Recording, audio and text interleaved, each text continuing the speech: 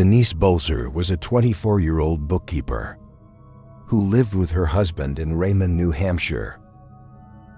On January 17, 1985, she dropped her husband off for work in Manchester and drove back to her home in her husband's truck, as her car was in the shop for repairs.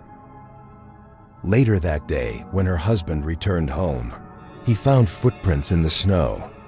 And when he went inside the house, he found a terrifying note on the fridge which read, quote, "We've got your wife.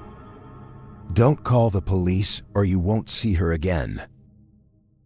He waited for 6 hours, but when she did not return back home, and he did not receive any communication from the supposed hostage takers, he notified police.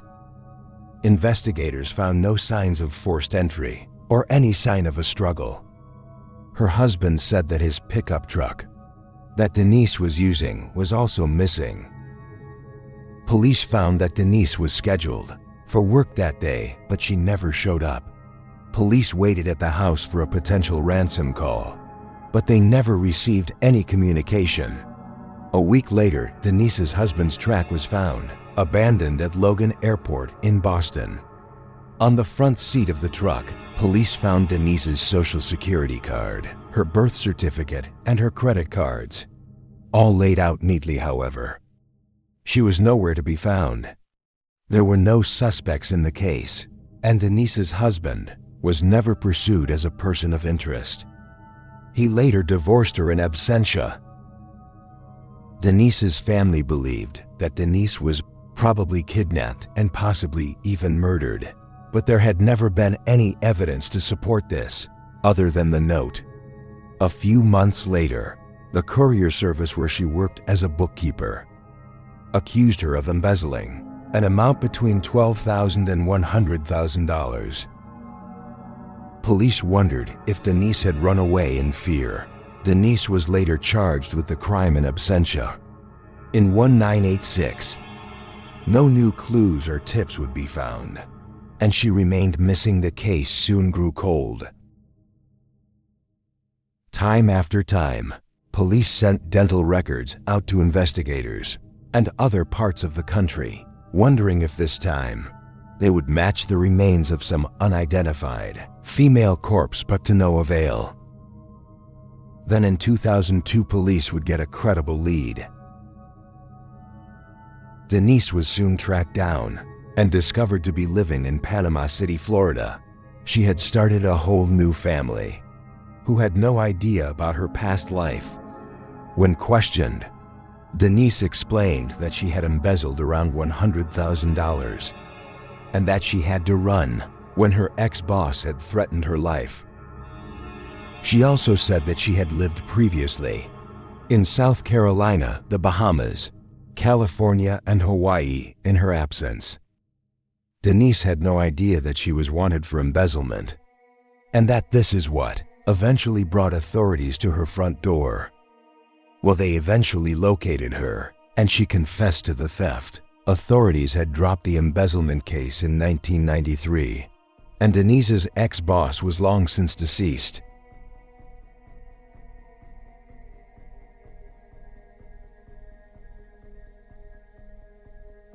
In 1986, when he was just 23 years old, Rick Hazelton made the drastic decision to leave the community he had known his whole life, Glens Falls, New York, in order to head to New York City. Desiring to make it in the music industry, Rick abandoned all of his friends and family without giving them too many details in order to make this desired career jump. His friends, knowing Rick's love of music and his wish to perform in front of the public, supported his decision and bid him farewell. However, this was with the full intention of meeting up with him again in the near future. However, despite having left on good terms, Rick never contacted any of his friends or family ever again. He never wrote, he never called, and even with the advent of the internet, he never emailed or connected with anybody on social media. His absence was painfully felt for more than 33 years. He was eventually declared deceased by his family, In order to settle matters of family estate planning, one of his friends, Brian Pension, ended up becoming a for Edward police officer and dedicated many years of his life to coup, attempting to track down his friend, but to no avail. He even searched the identification notes of countless John Does located throughout the country. Utilizing resources from a detective in Nashville, Tennessee, Brian Pension was finally able to track down his long-lost friend, who, although he was missing, was certainly not lost. Rick Hazelton was alive and well and settled in Salem, Oregon, nearly 3,000 miles away from the hometown he had left so long ago. To the shock of friends and family who had grieved his absence, Rick turned out to have created a whole new life, complete with a wife and 2 children, who were not privy to his previous surreptitious disappearance in 1986. But it was Rick who was most shocked that people still even cared enough to look for him. He said, quote, "One day I got a letter in the mail that said, 'You're being investigated in a missing persons report.' And I thought, that can't be right. I'm not missing, this has got to be a mistake." He recalls. He goes on to express his surprise at the outpouring of care and support shown by his friend in the ensuing years. Quote, "I didn't think anybody really cared, so I just made my own life and did it." He recalls how strange it felt to make contact with his family again and says, quote, "When I called them, they were like, 'Oh, you're back from the dead.'" Rick recalls that after leaving the small town life he knew, he tried his hand at performing on the rough streets of New York City. When that didn't work out, he went to Miami, where he eventually bought an inexpensive airplane ticket to Colorado, where he then hitchhiked west. He would meet his eventual wife, marry her, and raise a family. All the while, unbeknownst to Rick, his own friends and family were missing him. He says that after moving to Oregon and living there for the past 20 years, he did not think anybody was still looking for him. After his friend uncovered the truth, the pair exchanged letters and eventually exchanged telephone numbers. Once we connected over the phone, Rick and Brian chatted for 3 hours one day and eventually planned a reunion.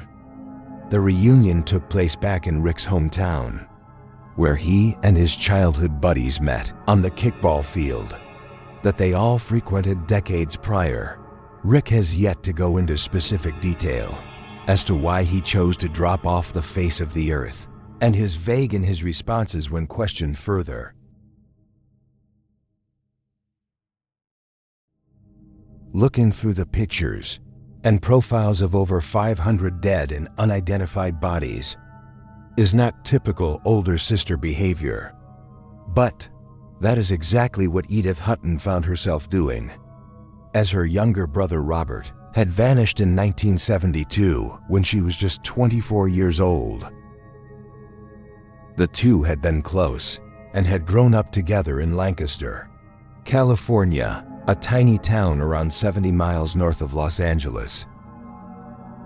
With images of unknown, dead bodies flashing before her eyes, Edith, now in her 60s, strained in search of a familiar feature, a detail, anything that would help her answer the question of what had happened to her brother so many years prior. It was always the smallest of details that stood out as potentially holding the answer. In the photos, things like a belt buckle. That would have been just the style Robert would have worn. Facial features that brought back memories of their old childhood. Photos sometimes led her to quickly draw on her breath due to its similarities. Out of the hundreds of John Doe profiles, 6 of them had the potential to be a match to her brother. She submitted her contact information for all 6, but only heard back from one of the institutions that she reached out to. Her submission had attracted the attention of Detective Jason Moran, posted at a police station located just outside of Chicago, Illinois. Moran's office had previously reopened the John Wayne Gacy case, 2 years prior in hopes of identifying his remaining 8 victims. John Wayne Gacy, of course, being the notorious serial killer, dubbed the Killer Clown, who would assaulted and murdered upwards of 33 young men and boys, although that number is most likely much higher.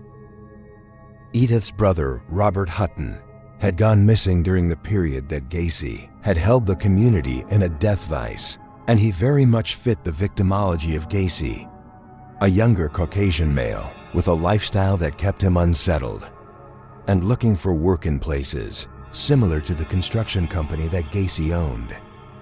For those reasons, Detective Moran believed that Robert may have been another victim, as his vagabond lifestyle had him on the move from the East Coast to the West Coast of the United States, and he could have been in Chicago at the time that Gacy killed.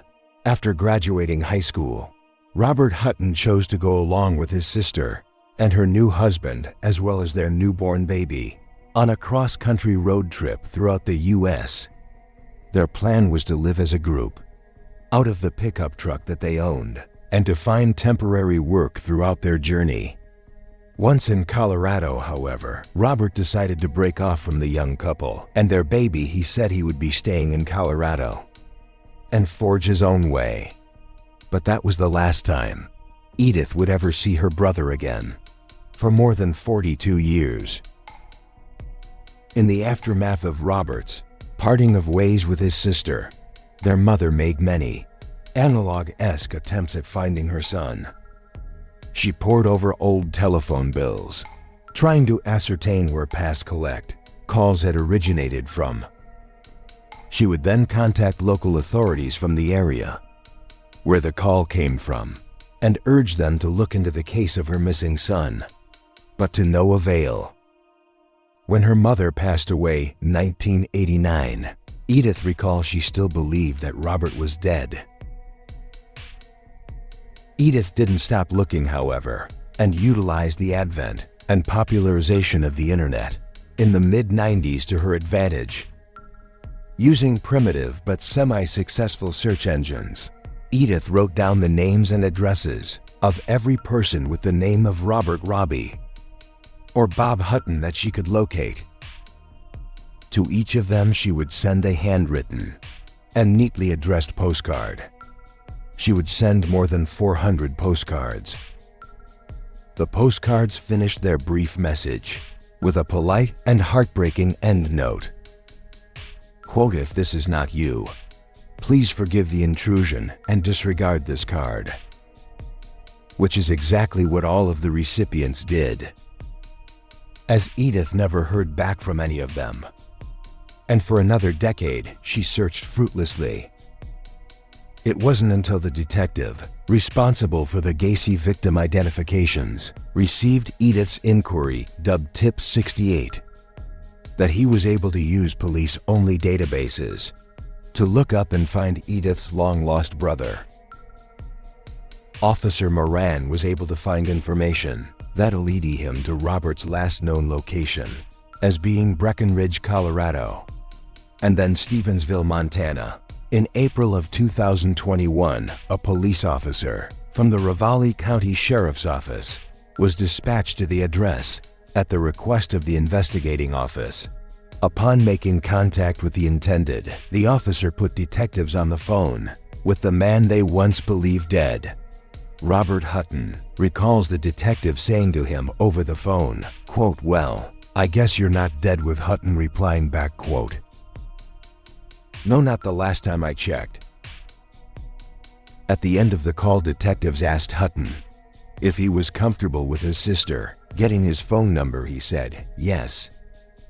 Hearing her brother's voice for the first time in over 4 decades, Edith recalls being emotional and overwhelmed.